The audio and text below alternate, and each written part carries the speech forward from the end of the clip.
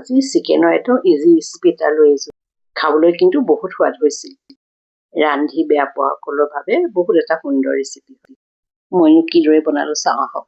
যিটো যতনত ৰান্ধিম সেই যতনটোতে মই চিকেনখিনি দি দিলোঁ, পিঁয়াজ দিলোঁ, তাৰ ওপৰত মই আদা নহৰু পেষ্ট দুইটা মিলাই মই 1 চামুচ দিছোঁ, কাৰণ মই কম বনাইছোঁ চিকেন, বেছি নাই বনোৱা। ধনিয়া দিছোঁ, ধনিয়া অকণমান সৰহকৈ দিব। আন্দাজমতে জলকীয়া গুড়ি দিছোঁ, অকণমান জিৰা গুড়ি, অকণমান হালধি, আন্দাজমতে নিমখ দিছোঁ। তাৰ ওপৰত মই ইয়াত তেল দিছোঁ, তেলটো আন্দাজত দিব। ইয়াত অলপ চিলি ফ্লেক্স দিছোঁ। এইখিনি মই এতিয়া ভালদৰে মিক্স কৰি লওঁ। তাতে মই অলপ জালুকৰ গুড়ি দিছোঁ। এইখিনি এতিয়া ভালদৰে মিক্স কৰিলোঁ। তাৰপৰা এতিয়া মই ইয়াত গেছটো অন কৰি দিছোঁ। এতিয়া ঢাকনাখন মাৰি অলপ পানীটো ওলাব দিম।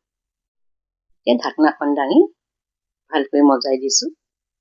দেখিছেনে তেলটো ফুটি ওলাইছে আৰু ন? ঢাকনাখন মাৰি এইখিনি এতিয়া আকৌ অলপমান সিজিব দিম।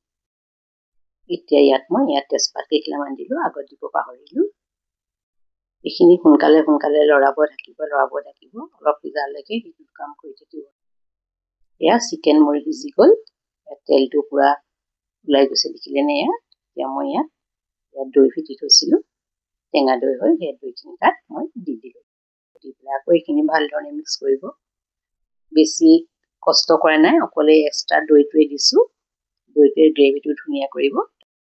দৈ দিয়াৰ কাৰণে মই আকৌ অকণমান নিমখ দি দিলোঁ।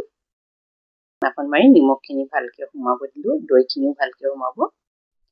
এতিয়া এইখিনি এবাৰ ভালকৈ লৰাই তাত মই অকণমান পানী দিছোঁ, বেছি নিদিওঁ। এয়া পানীখিনি শুকাই গ'ল।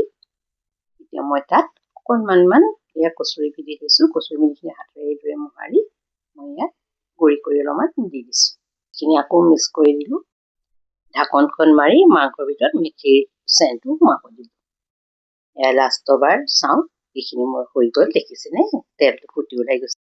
মোৰ ইমানতে এইখিনি হৈ গ'ল। আৰু আপোনালোকে অলপমান আৰু জোল ৰাখিলেও ৰাখিব পাৰে। মই নাই ৰখা, ইমানতে গেছটো অফ কৰি দিলোঁ। এয়া মোৰ ঝটপট বনোৱা চিকেনখিনি ৰেডি হৈ গ'ল। আপোনালোকে এইদৰে বনাবচোন। দেখিবলৈও ভাল লাগিছে, খাবলৈ বহুত টেষ্ট হৈছে। এয়া দেখিছেনে গ্ৰেভিটো কি ধুনীয়া হৈছে ন? এতিয়া গেছটো অফ কৰি মই ঢাকনাখন মাৰি অলপ দেৰি ৰাখি থলোঁ। এতিয়া খাবলৈ ৰেডি হওঁ দেই। মই 2জন মানুহৰ কাৰণে বনাইছোঁ, আমি 2জনেই থাকোঁ। আপোনালোকে ৰুটি, পাৰঠা, ভাত যিহৰ লগতে হয় আৰামে খাব পাৰিব। ধুনীয়া হৈছে ন দেখিব। মোৰ এই ঝটপট বনোৱা চিকেনৰ ৰেচিপিটো যদি আপোনালোকৰ ভাল লাগিছে, লাইক কমেণ্ট কৰিব। যদি পাৰে এটা শ্বেয়াৰো কৰি দিব। ভিডিঅ'টো শেষলৈকে চোৱাৰ বাবে সকলোকে বহুত ধন্যবাদ। Thank U.